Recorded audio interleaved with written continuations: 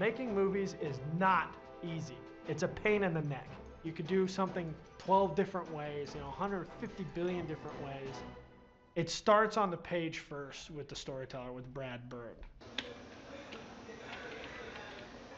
I gotta finish the script just so that we can get going on finishing the first pass. Hey!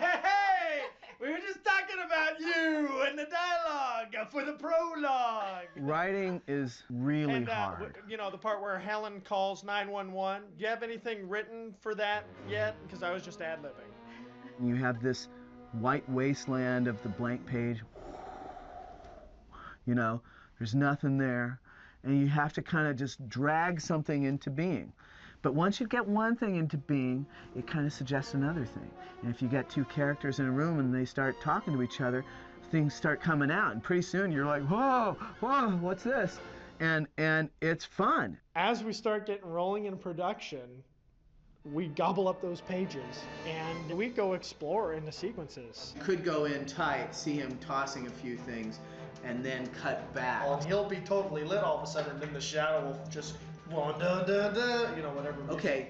We'd work on scenes and we'd have the scene awesome from beginning, middle, and end. In this one scene, it's perfect. It stands alone. The thing with movies is no scene stands alone. It's not hard to find Mark Andrews in any crowd. He kind of sticks right up there. Mark's boards popped out like Mark Andrews pops out.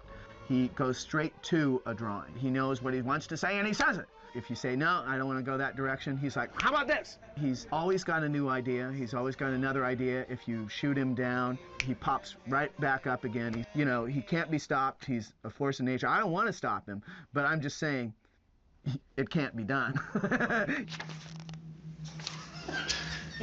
You just want to render this footage like useless, don't you? Story happens when you begin and all the way to the end of, the project. Everything's about the story. Brad, he has a script that he brings up to the story department, and they, throw around ideas of what this battle will be. And then the arm comes down, Bud screams, oh, the only Bud's standing right there. The story pitch in animation is to give the director a sense of how the sequence is going to play.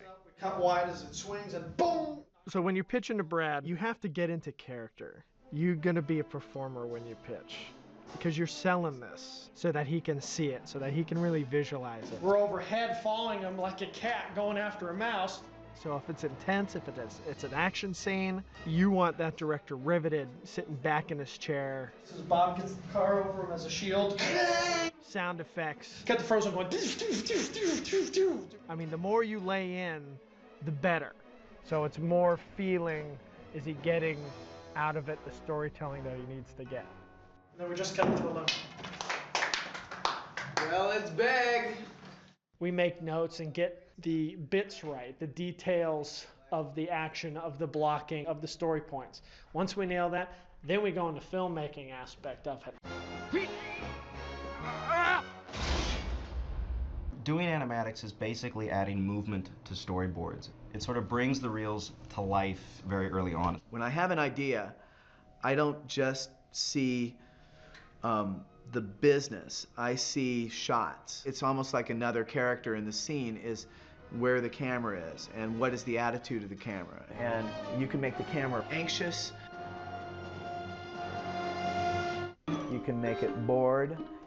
You can make it theatrical and flourishy, and to me that's like using language in describing a thought. We give Andy all these parts. Touch a bit of the floor and a slight touch. If it's a camera move with a pan, we don't know how long the pan's going to be for timing. Andy's going to determine that really. You push in on the inside so the two camera moves are... Okay, all right. And Andy's a great artist, and he will fill in, and it's seamless.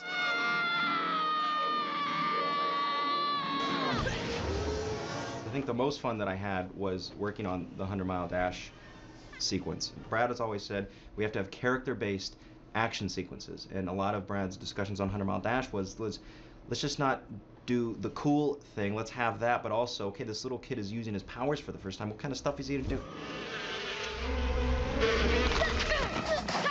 He's gonna trip. You know, he's gonna run through a thing of bugs and fall and cough one up. You know, he's gonna do things that a kid would do in that extraordinary situation. I'm alive! Yay! So Mark Andrews and Ted Mathot boarded the scene, and then I get it. Well, I have to do all these dimensional camera moves through this forest, so I started drawing just basically these flats of trees, and then got them into the computer and did some camera fly-throughs of the forest, and got Brad in here and said, Brad, how fast is this kid running? And then Brad said, it should be a little faster, and then we settled on this one. So then these are drawings by Ted Mathot of Dash, just basically a run cycle. So I get that into the computer and then combine the two to realize in true 3D the 100-mile dash sequence.